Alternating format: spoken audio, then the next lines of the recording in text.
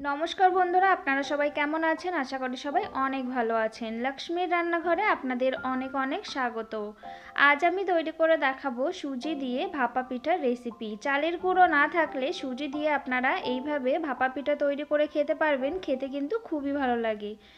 তাহলে চলুন দেখে নিই আমি এই রেসিপিটি কিভাবে তৈরি করছি। তার জন্য আমি এখানে একটা বাটি মেপে এক বাটি আমি এখানে সুজি নিয়ে নিয়েছি, আর এখানে স্বাদ মতো দিয়ে দেবো লবণ, আর এখানে আমি 1.5 চামচ মতো চিনি দিয়ে দিলাম। চিনিটা একটু গুঁড়ো করা আছে। আপনারা আপনাদের পছন্দ মতো কিন্তু এখানে মিষ্টি ব্যবহার করতে পারেন। আমি এখানে বেশি মিষ্টি ব্যবহার করলাম না। এবার আমি যে বাটি মেপে সুজি নিয়েছি ঠিক সেই বাটি মেপেই এক বাটি এখানে আমি লিকুইড দুধ দিয়ে দিলাম। এই দুধটা কিন্তু আগে থেকে জাল করে ঠান্ডা করে নেওয়া দুধটা দিয়ে আমি ভালোভাবে একটু মিশিয়ে নেব। হাতের কাছে যদি চালের গুঁড়ি না থাকে তাহলে কিন্তু সুজি দিয়ে এইভাবে এই ভাপা পিঠাটা তৈরি করে খেতে পারেন। খেতে কিন্তু খুবই ভালো লাগে। এবার আমি ঢাকা দিয়ে 10 মিনিটের জন্য রেস্টে রেখে দিয়েছিলাম যাতে সুজিটা একটু ফুলে যায়। দেখুন এখানে 10 মিনিট পর সুজিটা কিন্তু পুরোটা দুধ টেনে নিয়েছে। আমি আরও হাফ বাটি মতো দুধ এখানে দিয়ে দেব। একবারে আমি দেব না, অল্প অল্প করে দিয়ে আমি এটাকে আবার ভালোভাবে একটু এইভাবে ফেটিয়ে নেব। আমার চ্যানেলের রেসিপি যদি আপনাদের ভালো লেগে থাকে তাহলে অবশ্যই একটি লাইক করে দেবেন। নতুন বন্ধু হয়ে থাকলে চ্যানেলটিকে সাবস্ক্রাইব করে আমার পাশে থাকবেন। এবার আমি একটা হ্যান্ড উইচের সাহায্যে এইভাবে ভালোভাবে একটু মিশিয়ে নেব।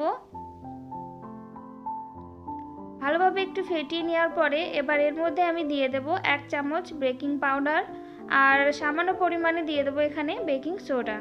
দিয়ে এর উপরে আমি সামান্য পরিমাণে একটু দুধ দিয়ে আবার আমি ভালো করে মিক্সারটাকে একটু এইভাবে ফেটিয়ে নেব। আর এর গাঢ়ত্বটা কিন্তু একদম গাঢ় না, আবার একদমও পাতলা না, সেইভাবে কিন্তু এই ব্যাটারটাকে তৈরি করে নিতে হবে। দেখুন ঠিক আমি যেরকম গাঢ়ত্বে তৈরি করেছি সেরকম গাঢ়ত্বে কিন্তু ব্যাটারটাকে তৈরি করে নিতে হবে। এবার আমি এখানে একই সাইজের কটা বাটি নিয়ে নিয়েছি। আমি এখানে ছোট ছোট বাটি নিয়েছি। আপনাদের হাতের কাছে যেমন বাটি থাকবে সেই রকম বাটি কিন্তু আপনারা নিয়ে নিতে পারেন। এবার এর মধ্যে আমি একটু তেল ব্রাশ করে নেব। প্রত্যেকটা বাটিতেই কিন্তু ভালোভাবে একটু তেল ব্রাশ করে নিতে হবে, তাহলে কিন্তু পিঠেগুলো খুব সুন্দরভাবে উঠে আসবে, একটু ভেঙে যাবে না।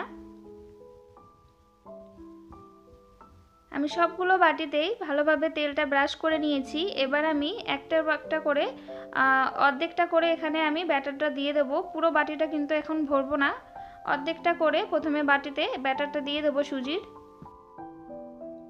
দেখুন আমি সবগুলো বাটিতেই কিন্তু একইভাবে হাফ করে এখানে ব্যাটারটা দিয়ে দিয়েছি। এবার আমি আগে থেকেই নারকেল কুড়িয়ে রেখেছিলাম, সেই নারকেল কোড়াটা এই প্রত্যেকটা বাটির উপরে এইভাবে দিয়ে দেব। আমি অল্প পরিমাণে দিচ্ছি, আপনারা আপনাদের পছন্দ মতো কিন্তু এখানে নারকেল কোড়াটা দিয়ে দিতে পারেন।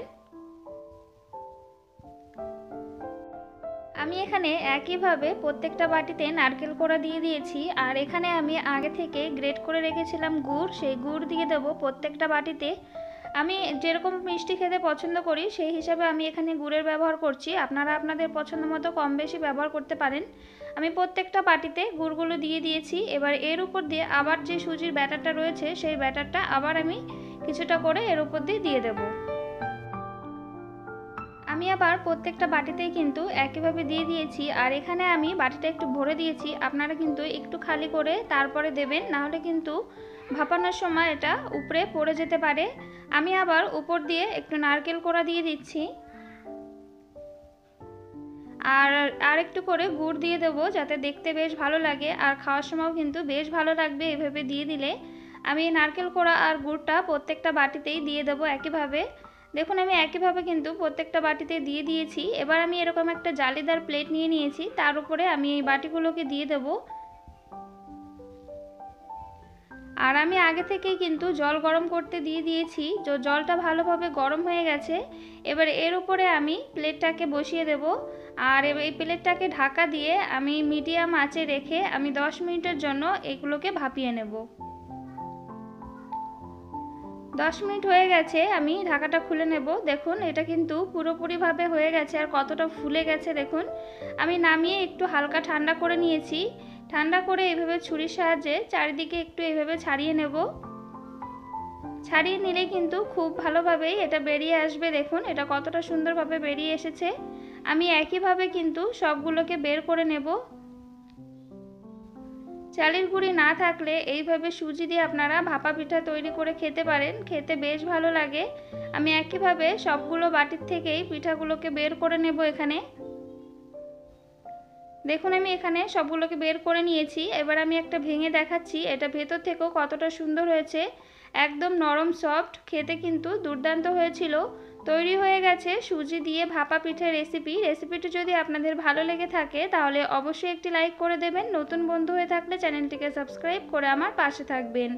বাড়িতে এইভাবে একবার হলেও তৈরি করে খেয়ে দেখবেন, আশা করি অনেক ভালো লাগবে। তাহলে আজ এই পর্যন্ত, ভালো থাকবেন, সুস্থ থাকবেন, আবার চলে আসবো অন্য কোনো রেসিপির সঙ্গে। ততক্ষণে সবাই সাবধানে থাকবেন।